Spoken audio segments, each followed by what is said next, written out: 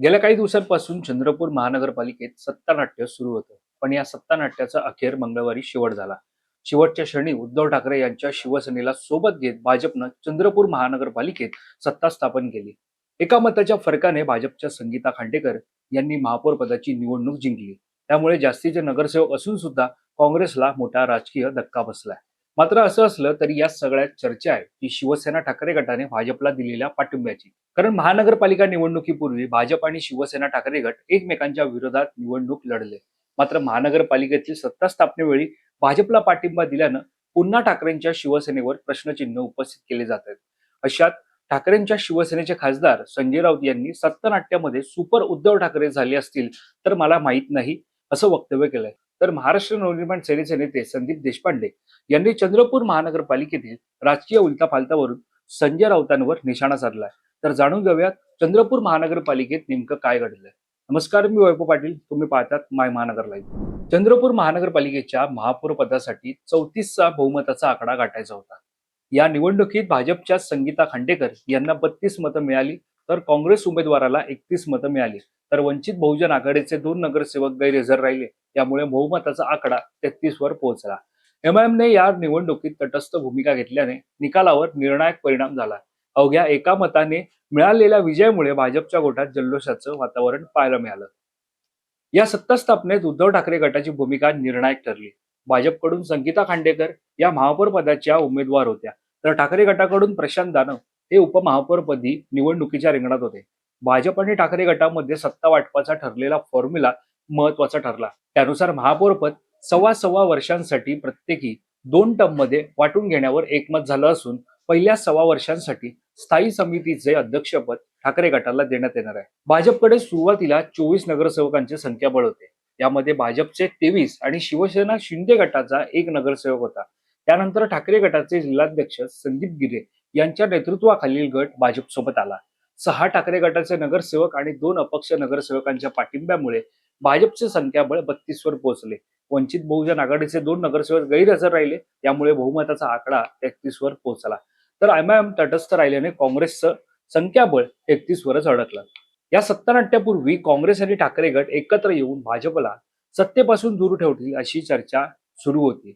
खासदार संजय राऊत यांनीही कोणत्याही परिस्थितीत भाजपला चंद्रपूर महानगरपालिकेची सत्ता मिळवून देणार नाही असं विधान केलं होतं. मात्र काही तासातच ठाकरे गटाने भाजपला पाठिंबा दिल्याची घोषणा होताच संपूर्ण राज्याच्या राजकारणात खळबळ उडाली.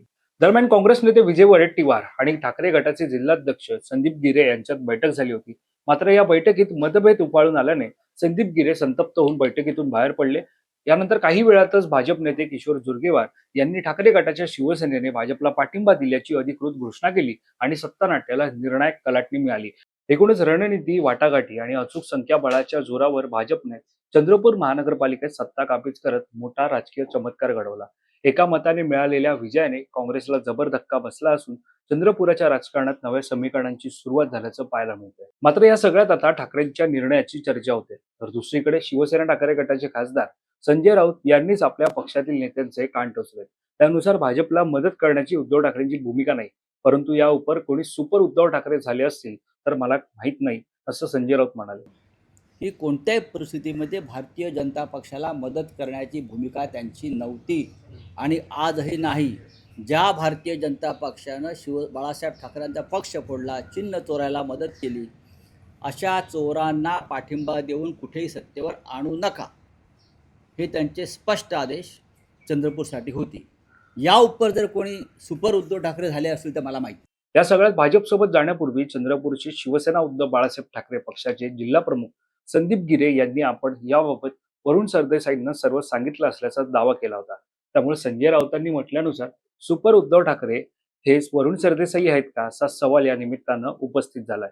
दरम्यान या सगळ्यावर आता ठाकरेंनी या निवडणुकांपूर्वी मनसेसोबत युती केली होती. मात्र जसा प्रकार चंद्रपुरात घडला तसाच प्रकार कल्याण डोंबिवली महानगरपालिकेत घडला. इथे मनसेनं शिवसेना शिंदे गटाला पाठिंबा देत शिवसेनेचा महापौर कल्याण डोंबिवली महानगरपालिकेत बसवला. त्यामुळे संजय राऊत यांनी मनसेवर टीकास्त्र सोडलं. मात्र चंद्रपुरातील या सत्तानाट्यावरून आता मनसे नेते संदीप देशपांडे यांनीही संजय राऊत यांच्यावर टीका केली आहे. मला तर काय कळत नाही. म्हणजे मीही बघितली संजय राऊतांची पत्रकार परिषद. ते सांगत होते की 2 काँग्रेसमध्ये भांडण होती, मग आमच्या वरच्यांनी गंभीररित्या चर्चा नाही केली वगैरे वगैरे. म्हणजे तुम करे तो रास लीला, हम करे तो कॅरेक्टर ढिला, अशा प्रकारची वागणूक बरी नाही संजय राऊतांची. तुम्ही काँग्रेस बरोबर बसायला पाहिजे होता ना, जर तुम्ही महाविकास आघाडीचा भाग होता. तुम्ही भाजप बरोबर कसे गेले मग तिकडे? म्हणजे तुम्ही कराल ते सगळं चालतं योग्य बरोबर.